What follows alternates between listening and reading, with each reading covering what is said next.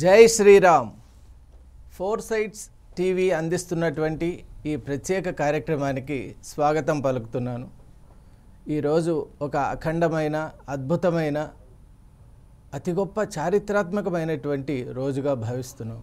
ఎందుకంటే భవ్యమైనటువంటి రామమందిరం అత్యంత దివ్యంగా, మనోహరంగా అయోధ్యలో నెలకొని అక్కడ శ్రీరామచంద్రుడు బాలరామునిగా ఈరోజు ప్రాణప్రతిష్ఠితుడు అవుతున్నారు. శ్రీరామచంద్రమూర్తి యొక్క ప్రాణ ప్రతిష్ఠ భారతదేశానికే గాక ఈ విశ్వ ప్రతిష్టను కూడా ఇనుమడింపజేస్తుంది అనడంలో సందేహం లేదు.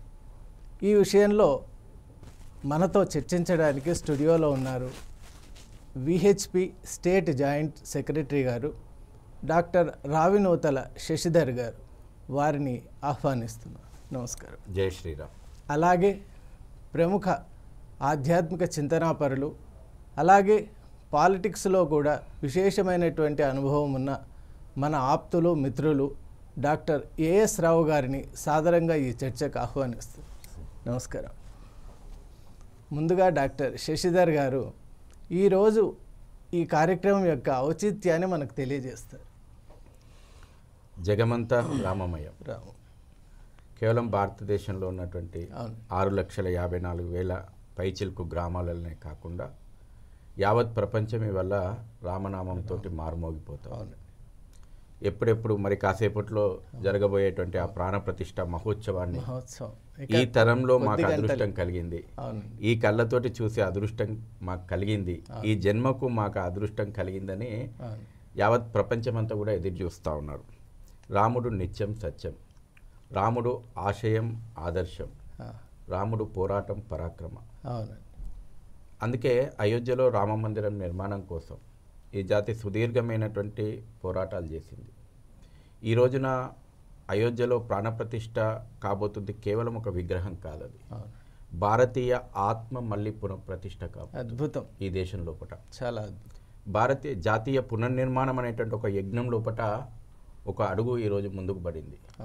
అందుకే 1528 నుంచి మొదలు పెట్టుకుంటే 1992 డిసెంబర్ 6 వరకు ఈ జాతి సుమారు 77 చరిత్రలో లిఖించబడ్డటువంటి ఉద్యమాలు 77 సార్లు ఉద్యమాలు చేసింది, 77 సార్లు పోరాటాలు చేసింది.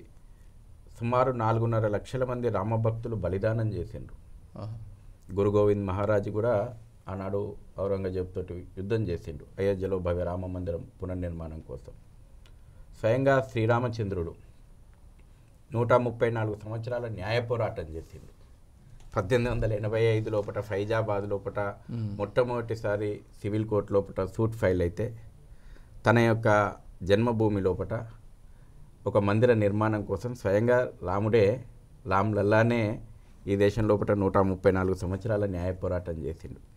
చివరికి 9 నవంబర్ 2019 రోజున సుప్రీంకోర్టు రాజ్యాంగ ధర్మాసనం కేవలం ఒక విశ్వాసాల మీదనే కాదు, ఉన్నటువంటి సాక్ష్యాధారాలను అన్నింటినీ కూడా పరిశీలించి ఇది రామజన్మ భూమి, ఇది రాముడు పుట్టినటువంటి స్థలంగా సాక్ష్యాధారాలతో సహా నిరూపించి తీర్పిచ్చిన తర్వాత ఈ జాతి భవ్య రామ మందిరం నిర్మాణానికి 5 ఆగస్టు 2020 నాడు తాత్కాలికమైన భూమి పూజ నిర్వహించి దేశ ప్రధాని 140 కోట్ల మంది రాముని యొక్క వారసులకు ప్రతినిధిగా చాలా మంచి ప్రధాని చేతుల మీదుగా భూమి పూజ జరిగి భవ్యమైనటువంటి రామమందిరం పునర్నిర్మాణం జరిగింది.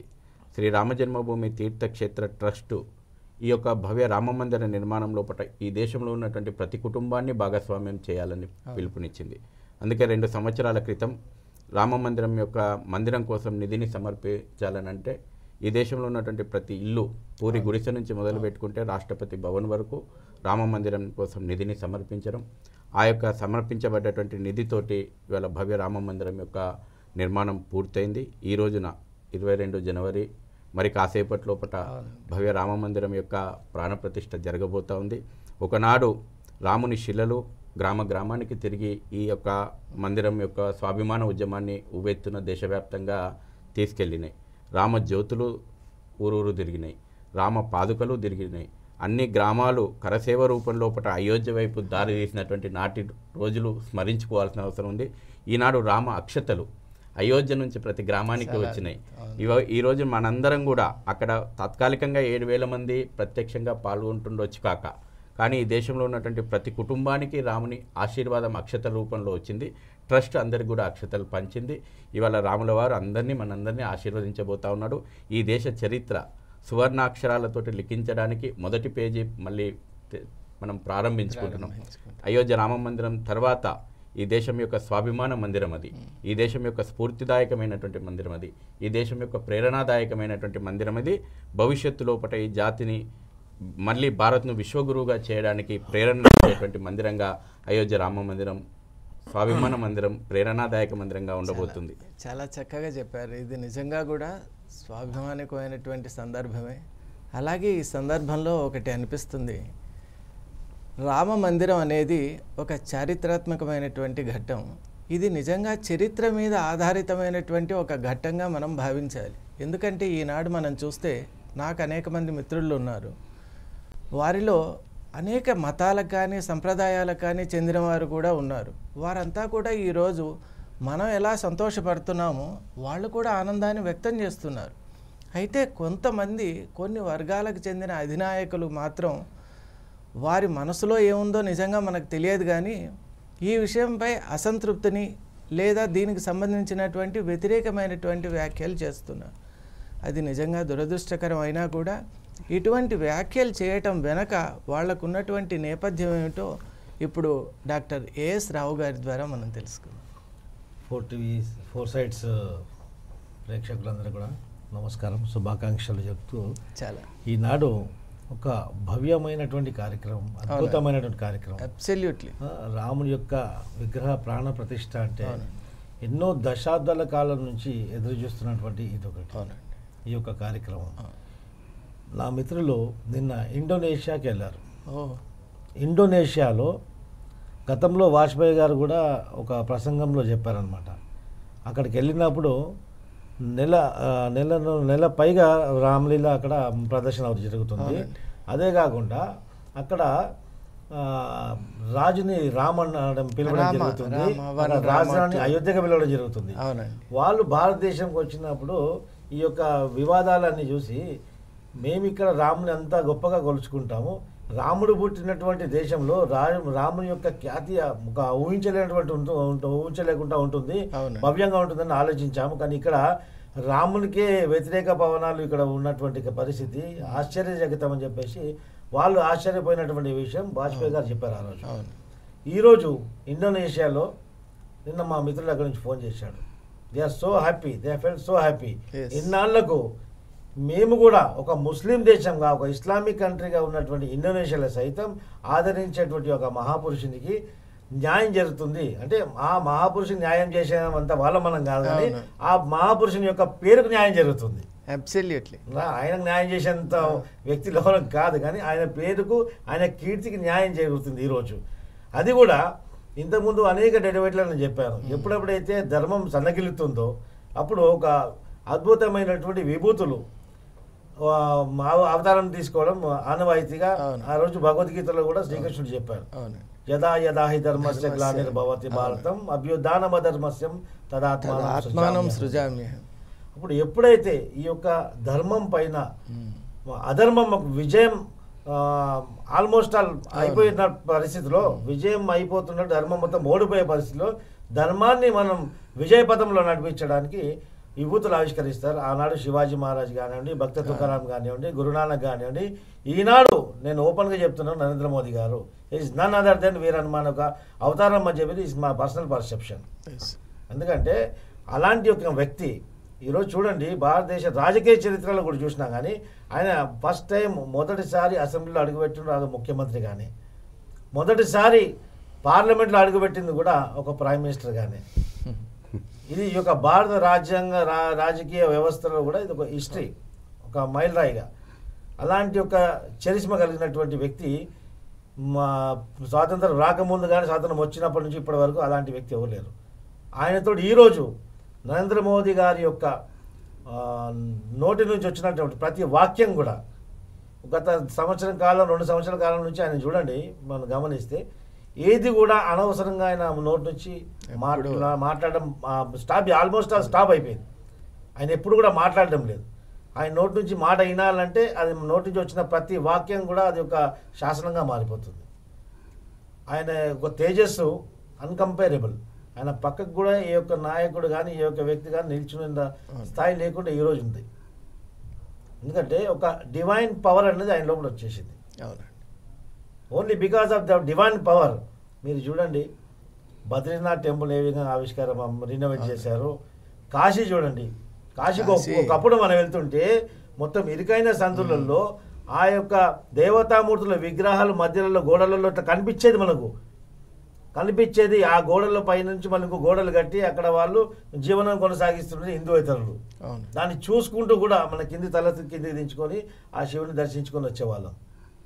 అంటే అలాంటి పరిస్థితిని మొత్తం అక్కడ నుంచి అన్ని విక్షాళన చేయించి మొత్తం భవ్యమైనటువంటి కాశీ మందిరాన్ని నిర్మించారు, రినోవేట్ చేశారు. మళ్ళీ ఈరోజు కాశీ చూడండి ఎంత మంచిగా డెవలప్ అయింది. వారణాసి చూడండి, ఆ గంగా ఘాట్ చూడండి, బద్రీనాథ్ టెంపుల్ చూడండి.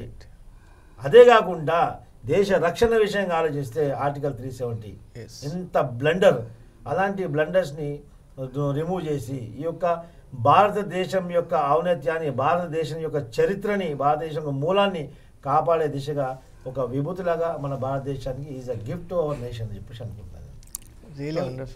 ఇది ఒకటే కాకుండా అనేకమైనటువంటి భవ్యమైనటువంటి మందిరాలను ఆయన దర్శించారు. ఉన్న ప్రధానమంత్రి రెండవసారి ప్రధానమంత్రి అయినప్పుడు కూడా ఆయన ఒకటే చెప్పారు, భారతదేశంలో ఉన్నటువంటి జ్యోతిర్లింగాలు శక్తిపీఠాలన్నింటి కూడా పునరుద్ధరిస్తామని చెప్పారు. ఇది ఇంకా అద్భుతమైన ప్రణాళిక. ఎందుకంటే ఈ యొక్క ఆకతాయిల ద్వారా, ఈ యొక్క ఉగ్రవాద మనోబుద్ధితోటి ఉన్నటువంటి రాజ్యం వెళ్ళినటువంటి ఈ యొక్క పార్టీల ద్వారా, ఒక హిందూ వ్యతిరేక పార్టీల ద్వారా ఒక సెక్యులరిజం అనే ఒక భూత పదాన్ని అక్రమంగా ఈ రాజ్యాంగం చొరవేర్చి ఆ సెక్యులరిజం ముసుగులో అనేకమైనటువంటి అరాచకాలకు పాల్పడ్డారు. అవునండి. ఆ అరాచకాలు ఈరోజు మొత్తం ప్రజలు గమనిస్తున్నారు. అందుకే మొత్తం యావత్ దేశం అంతా రాజకీయాలకు అతీతంగా నరేంద్ర మోదీ ఈరోజు బీజేపీ నాయకుడు కాదు, ఆయన దేశ నాయకుడు. దేశ నాయకుడు. ఈరోజు కొంతమంది హైదరాబాద్లో గోల్టోపీ జోకర్ లాంటి అసదుద్దీన్ పార్టీ, ముస్లిం లీగ్ లాంటి ఇలాంటి ఉగ్రవాద మనోబుద్ధితో రాజకీయాలు చేసే వాళ్ళు తప్ప యూపీలో కూడా ముస్లిం సైతం నరేంద్ర మోదీ గారిని ఆదరిస్తున్నారు. ఈరోజు నిజంగా యోగి గారిని ఆదరిస్తున్నారు. ఎందుకంటే ముస్లింలకు కూడా ఆయన అనేకమైనటువంటి సంక్షేమ పథకాలు అందించినటువంటి చరిత్ర ఈరోజు. అందుకే ముఖం చెల్లకుండా సోనియా గాంధీ హైదరాబాద్కి వచ్చి కంటెస్ట్ చేస్తుంది. అక్కడ ఉగ్రవాదుల ఓట్లతోటి, మసీద్ లీగ్ ఓట్లతోటి రాహుల్ గాంధీ గెలవడం జరిగింది.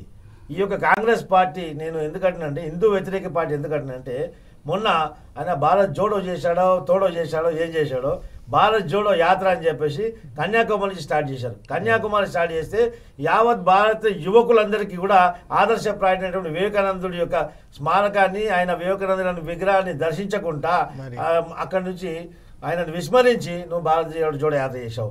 ఆ జోడోలో నీకు ఎవరు జోడించారు? నీకు జోడు ఎవరైందంటే అనేక వేదికల మీద పాకిస్తాన్ జిందాబాద్, హిందుస్థాన్ ముర్దాబాద్ అని నినాదాలు ఇచ్చినటువంటి ఒక మహిళా అమ్మాయి, ఆమె కలిస్తే ఆమెను ఆలింగనం చేసుకొని కొన్ని కిలోమీటర్స్ వరకు ఆమె తీసుకుని నడిచిండు. అదే వీళ్ళు దేశానికి ఆదర్శప్రాయడా, దేశానికి ఒక ఏమంటారు మస్కమాల నాయకులు. ఆయన మీరు చెప్తుంటే ఒక విషయం గుర్తుకొస్తుంది. నిజంగా legal point of view or legal పర్స్పెక్టివ్లో కూడా మేము చూసినప్పుడు సెక్యులరిజం అనే పదాన్ని సరిగా ఇంటర్ప్రిట్ చేయటం లేదు. వాళ్ళ యాక్టివిటీ చూడండి మీరు. Secularism is not against any religion. It's like respecting every religion in its own way. Where you are respecting? You are not. When you are starting your yatra from the Kanyakumari, there is a famous monument in the Kanyakumari itself. Yes. You are not visited that monument. Yes. You are ignored. Yes. You are not ignored that monument. Yes. You are ignored the Hindus. Yes. You are ignored the sentiment of the youth of India. Yes. That is not anti-nation activity. Definitely it's something like Then, that only. భారత యువకుల్ని అంటే ఒక హిందుత్వాన్ని అక్కడ ఐక్యరాజ్య సమితిలో round table సమావేశంలో ఒక నిమిషం కూడా అవకాశం దొరికిన యొక్క వేదికలో 42 గంటలు సుదీర్ఘంగా ప్రసంగించి అందరి ఆదరణలు పొందినటువంటి వివేకానందుడిని నువ్వు విస్మరిస్తే నీకు ఈ దేశం పట్ల నీకు జోడించే అధికారం ఎక్కడిది?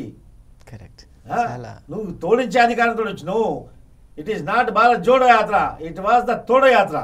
Yes, It was on the mission to Jodo Bharat.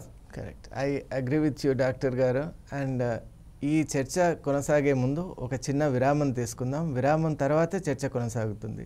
నమస్తే.